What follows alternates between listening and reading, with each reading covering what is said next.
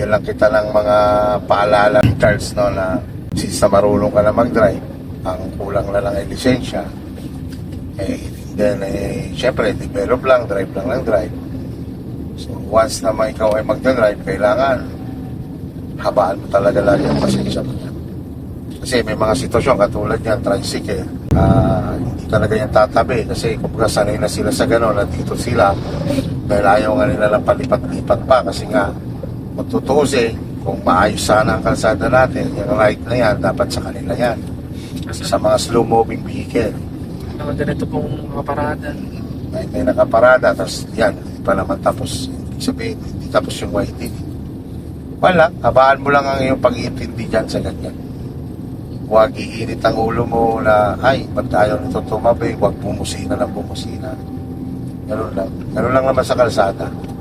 Natuwa yung spot na yung alam third gear. Yes, na. Yan lang madalas na naliligaw ang mga baguhan from second to third. Kasi nga, minsan may gigil na papapunta sa Fifth gear. PIP. Pero ang sabi ko nga, kapag ikaw ay nagkamali, naligaw, halimbawa napapunta yan sa fifth gear, pag bitaw mo niya ng clutch at ginasal mo, mararamdaman mo yon, hirap siyang humatak. So okay lang yon.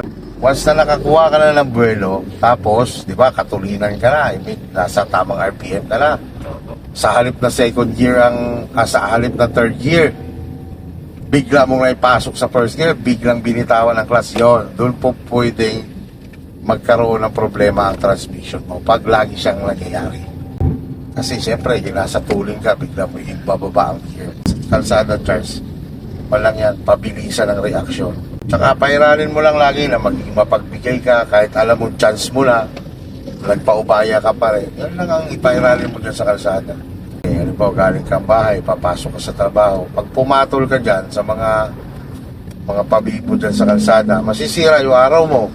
Sa halip na ikaw ay makakapagtrabaho ng ayos, pati trabaho mo maapektuhan. Kasi pag once na makipag-away ka dyan, makipagtalo ka, or nagkasakyan kayo dyan, lumabas man sa investigasyon na tama ka, maaabala ka pa rin. Yung oras. Kaya pairalin mo lang dyan yung maging mapagbigay ka. Yung minsan na alam mong ikaw naman, yung mga chance mo naman, right o buhay mo naman, kung ikaw na magbigay, sige, pauna ka na. Sarap sa pakiramdam pag gano'n. Walang abala. Ganun lang ang technique na ginagawa ko sa pagmamaneho kahit nung nasa Manila pa ako. Kaya less ako sa yung sagian, gano'n. Kasi nga, hindi ako naiinip. Hindi ako naiinip sa kalsada.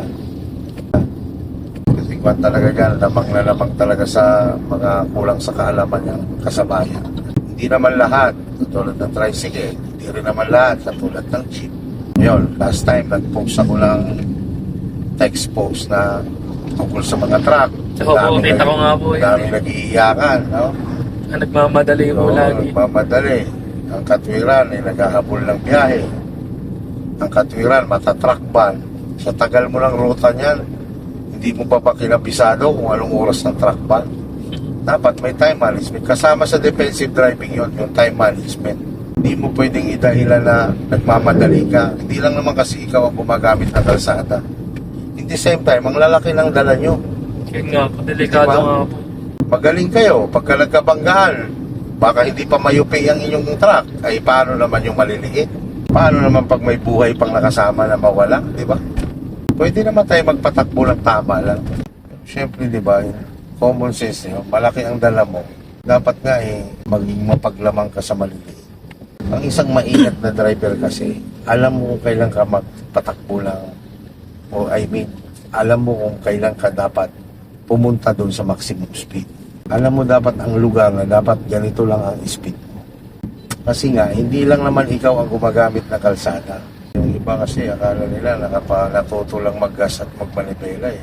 Akala nila ganun-ganun na lang ang pagmamaneho. Hindi mo pwedeng ipagmalaki na magaling kang driver. Dapat ipagmalaki mo na maingat kang driver. Ganun din. So sa tagal ko na sa kalsada, sa tagal ko lang driver, lahat na naranasan ko dyan sa pagmamaneho. Ako mismo ang, kumbaga, ang buhay na patunay sa pagiging maingat na driver.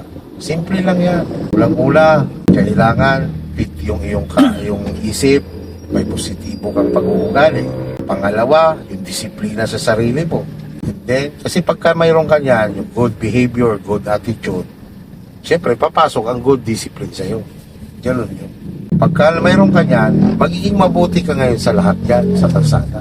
At, siyempre, yung magiging masunurin ka kung anong rules ng batas sa kalsada. Sumunod sa speed limit, huwag tumutok, yun naman yun. Maging mapagbigay, maging mabuti sa kapwa motorista, magiging mabuti sa kapwa road users. Sa maraming road users, may mga tumatawid. May mga tumatawid na wala din sa ayos minsan. O anong gagawin mo? Alangan mo naman pagmumurahin yan. Alangan naman pagsisigawan mo yan. Ikaw mag-a-adjust kasi nga sila kulang sa kaalaman. Kasi patulan mo yan, pagalitan mo yan. Ako, hindi ako nagagalit sa mga nakikita kong mali na gumagamit ng kalsada.